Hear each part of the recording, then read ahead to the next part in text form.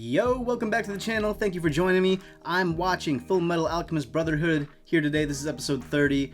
Last time, listen, I'm not actually going to get into much of a recap. Last time was kind of like the aftermath of the episode before it, and it's all pretty interesting. They set us up in the post-credit scene last episode to potentially get all the story, all the backstory, the entire flashback of the Ishavalan War of Extermination. I have not missed the title of this episode. That's really what it's called. So, I don't know. I really hope we're going to get just a lot about that. Story time, you know, if it's the entire episode, I'll be okay, man. I'll be good. So, alright, listen, I'm ready for this. Like the video, subscribe to the channel, drop a comment, things that I missed, things you'd like me to know, your thoughts on the episode, all that good business. And then, you know, check out my other videos, check out my other reactions, other episodes of this series, other series. You know, I got other anime stuff and live action stuff even. I got Squid Game. It's not all anime stuff on the channel. I got all kinds of stuff coming out. It's all a good time. So if you're curious, yeah, take a gander. But I'm ready for this, all right? This is episode 30 of Fullmetal Alchemist Brotherhood, the Ishavalan War of Extermination.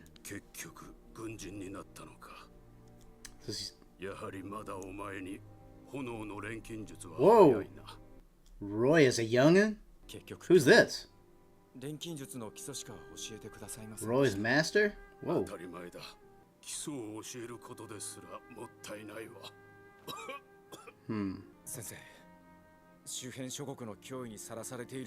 Who is this guy? I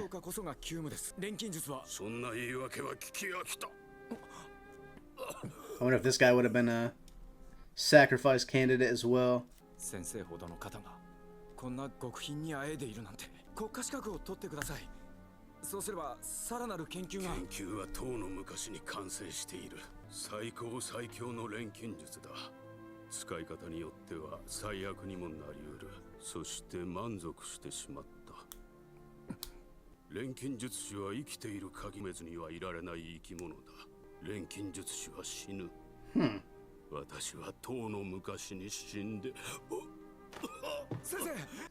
Shit.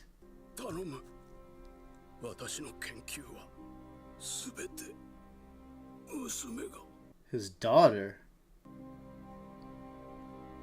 I don't know. All I could think of was Riza, because that dude was like blondish, right? Oh, their story, okay.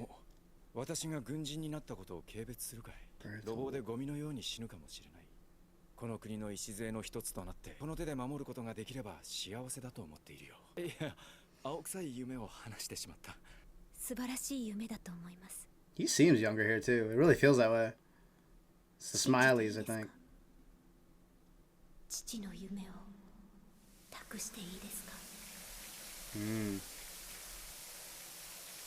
Whoa! Whoa! Whoa! What is all that?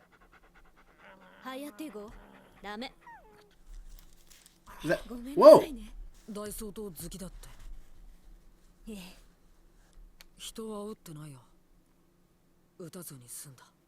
Oh yeah, the gun.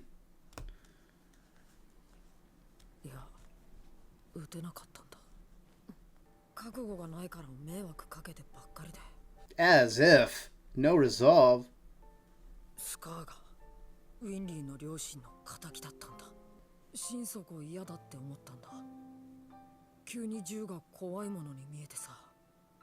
But then he pulled one, didn't he?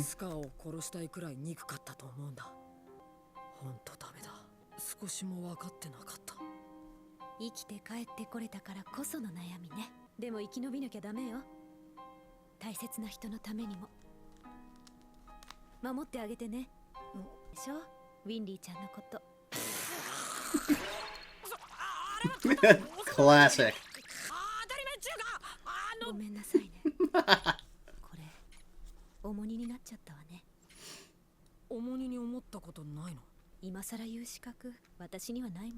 Interesting.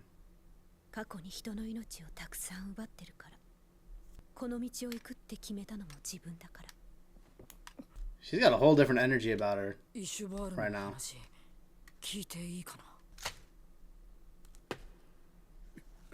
Oh, we're gonna hear from two perspectives, maybe?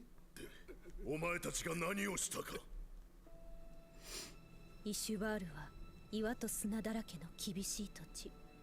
そんな土地だから戒律の厳しい宗教と強靭な民族が生まれたのは、アメストリスに併合されたことで一部の人々は不満を募らせていた。Unbelievable every time I see that. 不満は怒りとなってイシュバール全域に広がったの。暴動はやがて内乱となり、7年もの長きにわたって続いた。大総統令3066号、イシュバール殲滅戦の開始を告げた。その紙切れが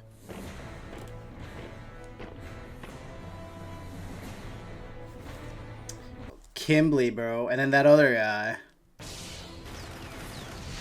When are we gonna learn about Kimberly? They've been showing this guy since like the first episode.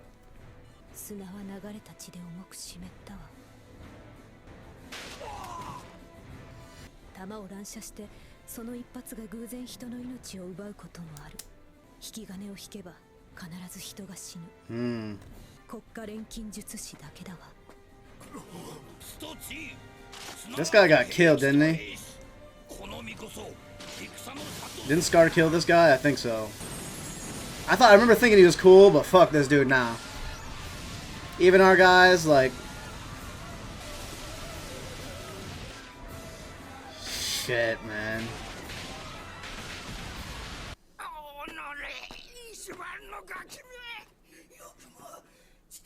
That guy... Wait, I forgot that guy. I've seen that dude before.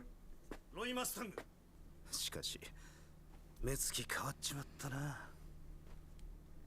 人殺しの目だ。ああ、士官学校でこの国の未来について。美しい未来をな。はい、お手紙です。なんだ、俺の美しい未来さ。グレイシアって言うんだ。君を待っててくれてる。一人でずっと。他の男がちょっかい出したらどうしよう。いや、グレイシアが浮気するわけがない。You just killed like so many people, homie. 映画や小説でよくあるパターンとの話を持ち出したやつはすぐ死ぬ。お前な。Took a little longer than that. 明日まで生きていけるんだ。この手紙だけが明日を夢見させてくれるんだよ。いつ終わるともしれないこの戦場で。まさに出口の見えない戦争だ。苦労して制圧して何が残る。やっぱり砂だけじゃないか。内乱の鎮圧にしちゃ徹底的すぎる。お久しぶりです、マスタング少佐。なんてことだ。この人も人殺しの目になってしまった。I want to know about that shit on her back, yo. It's a scar with like a whole tattoo. It reminds me of Scar's arm. なぜ国民を殺しているのですか。人に幸福をもたらすべき錬金術、人殺しに使われているのですか。それが国家錬金術師の仕事だからです。なぜ国民を守るべき軍人が国民を殺すのかが兵士に与えられた任務だからです。Yeah, you seem too comfy right now, bro. You seem way too content. This dude's a psychopath. 私はいやいややっている。そういう顔ですね。手を倒した時、当たった、よしと自分の腕にうぬぼれ、仕事の達成感を感じる瞬間が全くないと言い切れます。Alright, bro. 狙撃手さん。それ以上言うな。あなた方の方が理解できない。戦場はそもそも敵を殺す場所です。I'm glad he's locked up. その覚悟もなしに軍服を着たのですか。死から目を背けるな、前を見ろ。あなたが殺す人々のその姿を正面から見ろ。そして忘れるな。敵もあなたのことを忘れない。In terms of like showing them 仕事に行かなければ。 the most basic amount of respect, I kind of agree with that, I guess, in a way. But this dude's coming from a place of like, I don't know. Seems like just pure cruelty. ただそれだけだ。理由はいつだって単純だよ。理由あったんだ。 Terrible reason. What is the reason? I'm sorry if I'm not talking that much this episode, by the way. Oh, bruh. Actually watching it all go down, bro, is just crazy.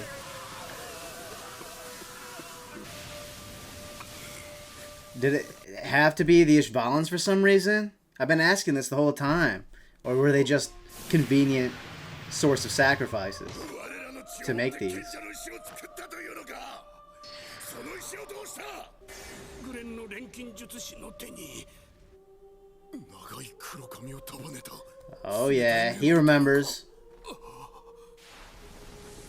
兄じゃたった一つの石で変わった Ooh. いい音だ。脊髄が悲しく踊り、鼓膜が歓喜に震える。 What does that mean? What does that mean? 死と隣り合わせのこの地で感じることのできる喜び。 What? なんと充実した仕事か。 So it was with a philosopher's stone. いい音だ。 What was he arrested for? For killing officers as well? Is that what it was? の完了は時間の問題だったわ。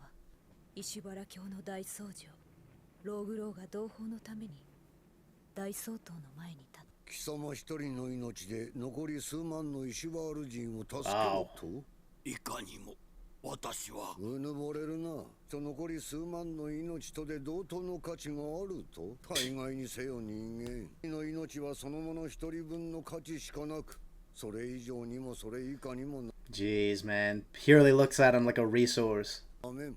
この人でなしが神の鉄槌が下るぞ。神だとこの状況で未だ私に鉄槌は下らぬではないか。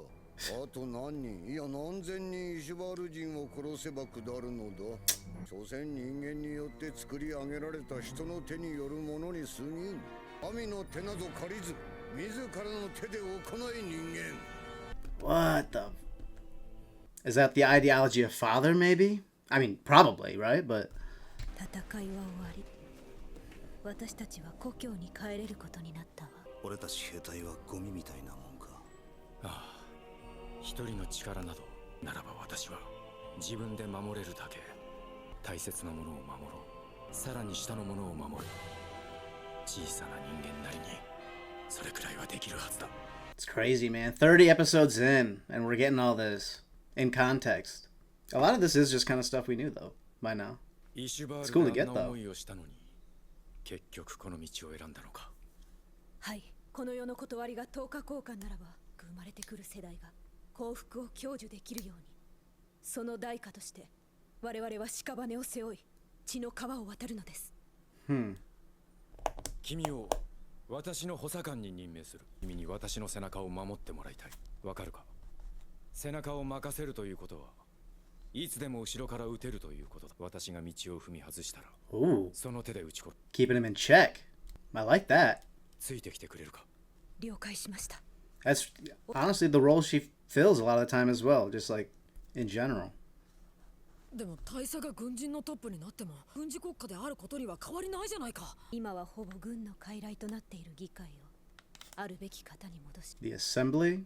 Have we heard that before? て絞り出さないとこの国は新しくならない。戦争犯罪人を裁くことになるかもしれない。 All of them? 乱世の英雄は平和の世においてはただの大量殺戮者よ。そんなの自滅の道じゃないか。 I mean, so is everybody that seems to have been part of the war, man. 糸を引いていたのはホムンクルスだろう。原因がホムンクルスだとしても Yeah, 実行したのは私たちよ。 yeah. They have to take some responsibility. 殺した人々を忘れてはいけない。なぜなら彼らは殺した私たちのことを決して忘れないから。 True. 私たちの心配をする前にアルフォンス君もあなたも元の体に戻ること。たくさんの人たちがその日が来るのを待ってくれてるはずよ。絶対戻ってみせる。あると一緒に。 Wow. 鎧さんありがとうございます。鎧じゃなくてアルフォンス・エルリック。エルリックって New crush? He's tall enough. 小さい錬金術師。僕あれの弟なんだ。弟ってことはあれにそっくりなのかしら。しっけえな。兄さんよりうんと身長 Out loud? だし、喧嘩だって兄さんより強い。でも短気じゃない。ジェントルマンさ。 That's all it takes. 体が戻るといいですね。うん。That's it? What the? I'm so glad I'm doing all these, man. I'm watching more. Another post-credit scene. Hit me with it. Hit me with it, brother.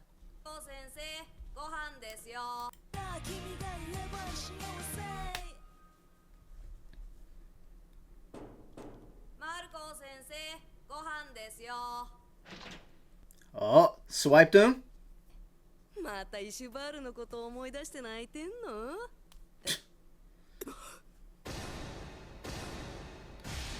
Oh! Yeah. Alright. Shit. Alright. You know, that makes a lot of sense. Why did I think that Scar was going to spare him? That episode felt so short, man. It felt so short. Alright. So look at that. I've been asking for a while, like, what is Riza's attachment to Roy, you know? And it looks okay. So it was the connection he had to her father, which is interesting. Man, what? Okay, so yeah. So this dude is Roy's master, and his name was Berthold, something like that. And he taught Roy the flame alchemy. And this guy seems like he was really like he didn't teach Roy the flame stuff, like the flame alchemy. It looks like so, he said that the research was with his daughter, which is Riza, you know.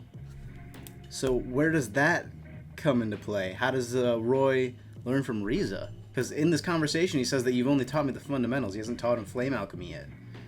So this guy, Riza's dad, I guess, was like probably the flame alchemist before Roy, right?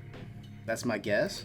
And he sounds like he was a big deal himself. Like, I don't know what he died from, but Roy said that Roy says that he's real powerful. And if Roy is like a candidate, then maybe this guy was a candidate himself, you know? Especially, it seems like people that are really powerful and knowledgeable about alchemy, they seem to be like the ones most able to do it, you know? The best alchemists seem to be the ones that are the candidates. And he says he's perfected the most powerful kind of alchemy. Like, what is that? And he entrusted his research to... Oh, he said his name. He said Master Hawkeye. I didn't even read that in the conversation. So Roy doesn't know flame alchemy here. Riza's dad dies, says look after his daughter, and she has all of his research. We haven't seen anything about the research. We haven't seen anything about Roy finding the research. Does it have anything to do with the shit on her back? Is that like part of the research? She's got like a scar on there too, which could kind of look like a burn scar, I guess. Like, I don't really know what's going on there. And I have no theories. I really don't know. But as for Riza's attachment to Roy, I mean, it seems like it could be that it is like, you know, that connection to her father that keeps her close to him. You know, I think she also just likes him, his character, and his values and all that, of course. And maybe even the way he stood up for her in front of Kimberly, even, maybe. Like, I don't know how many interactions they really had. Seems like they must have been somewhat close, right? Because, I mean, I don't know how long Roy would have been working with her dad. She says maybe she should entrust her father's goal, or her father's dreams to Roy, carrying out those dreams, entrust that all to Roy. So I guess maybe, I don't know, her relationship with her father, probably somewhat close. I guess that could be a part of it. Now, yeah, bro, there's like flame stuff on here. Like a flame symbol, like on Roy's gloves. I don't know. I'm going to be so honest. I don't know if we've seen this symbol before on her back. I really don't know. All I know is it's got like the kind of like snake or like dragon pattern on it that we saw with Scar's arm. That's kind of like what it reminds me of as well. So that's pretty interesting. But yeah, and it's got all this writing. Like, did this dude tat all this shit onto his daughter? Like, what is this? And I wonder if, I mean, it looks like, I don't know. I really don't know. If it's some sort of like key to this sacred, like super powerful alchemy or whatever. But the fact that there's this scar that looks like it's like kind of covering some stuff on it might be a big deal. I really don't know. Like there's missing pieces to it. I'm not sure. It's because it looks like on the other side there's words. So it looks like words might have been lost. I don't know how important those words are. It's really like they just show it and then they don't say a word about it, and I have no idea what to think. Pretty crazy. Yeah, I mean that's all the Roy and Riza stuff out of the way in the beginning, and then we just get the whole history of what happened, but we also get this cool conversation with Riza about, you know, the consequences of being involved in this entire war, you know, and what it means for the war criminals. Despite them being our protagonists for the most part, they were a part of this they were a part of this just totally evil event, and yeah, I mean they all know it. And so if that's Roy's plan, if bringing them all to trial, themselves all to trial is his plan and atoning, that's pretty admirable, bro. And I think, yeah, like that is like a good, trying to remove the nation from a military state, you know, that is the end goal. So I don't know how it'll end up, but that's pretty insane, bro. That goes for Armstrong as well, everybody involved. If Hughes was still alive, it's pretty crazy. I mean, other than that, a lot of this was just kind of putting things into context, and going forward, I doubt we really have to be flashing back to much of this, because in my head, to be honest, throughout like this whole series so far, I was like, man, they're gonna show the same few, like 3 clips of this war over and over and over again. But now it's so cool to like get it, like, for the most part, just in context with the whole thing, man.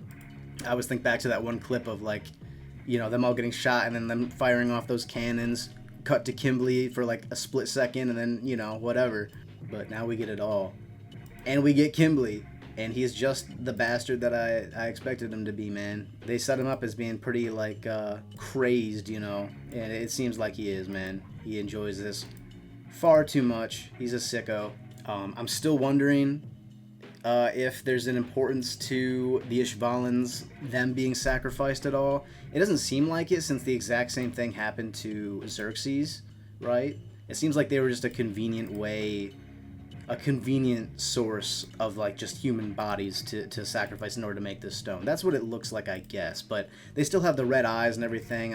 I still am curious about all that. I'm still wondering. But yeah, like, seeing it actually all go down is ugh.